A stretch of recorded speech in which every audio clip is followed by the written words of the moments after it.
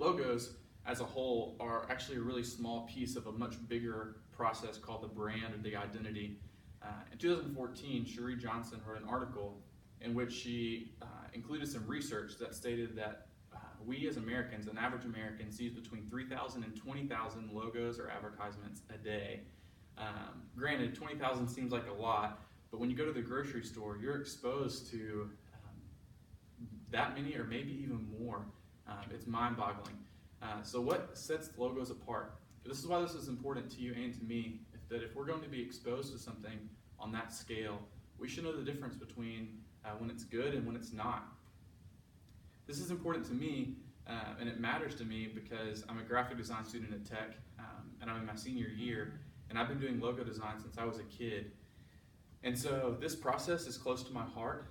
I've designed logos for companies. I've designed logos, more logos than I can count. And so today I'm going to walk through that process with you. That process begins with research and understanding who the company is. It moves on to sketches and working out some ideas. Then it moves to a critique phase, and finally we'll land at color and black and white application. So on to the first point. Knowledge and research of your client, their product, and their patrons are of the utmost importance. If you get off to the right start, it can set a great tone for the whole process. But a poor start, and it could set you up for failure before you even get going. I'll use a grocery store as an example.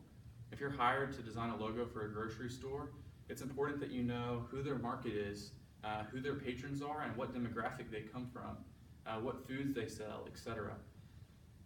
So knowing who you're designing for is maybe the most important part in the whole design process. It sets the pace for the rest of the process. Sketches. When sketching, sketch out your first idea, then sketch some more, and then sketch some more, and then throw all of those ideas away, because chances are that someone else has already thought of your first 100, 200, maybe 300 ideas.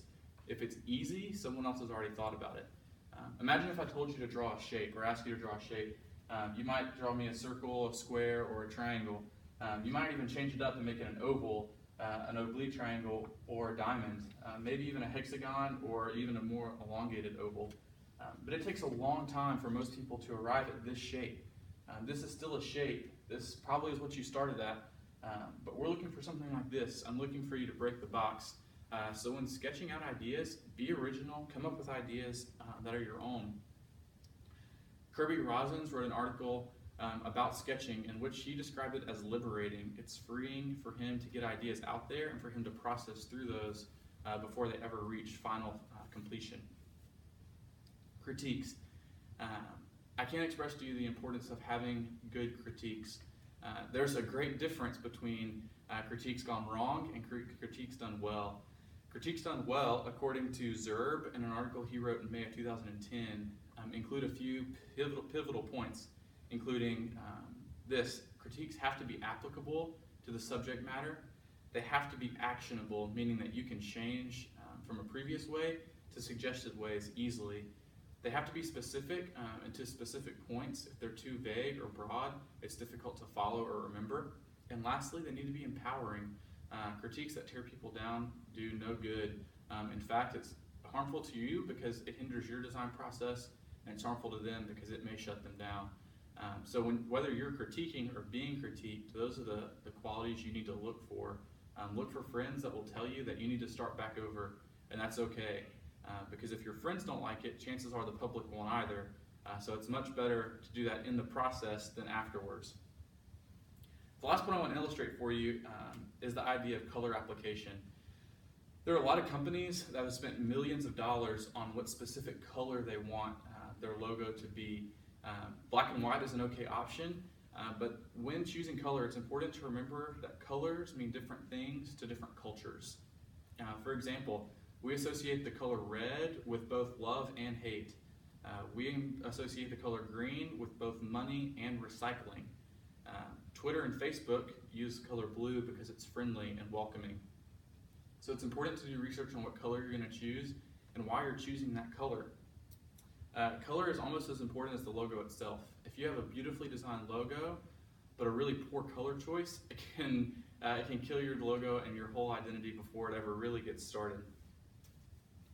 As I said, big companies will spend thousands, if not millions of dollars and hundreds of hours and manpower behind this.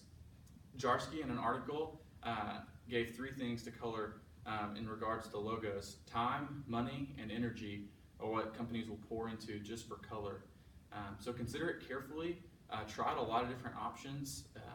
Look up what it looks like to have complementary colors versus tertiary colors. Look up see what it looks like in one color versus 6 or black and white. There may be different solutions for different environments that your logo exists in. My mission today was to teach you the difference between bad logos and good logos, but really I wanted to educate you on how to build your own. I hope this was helpful.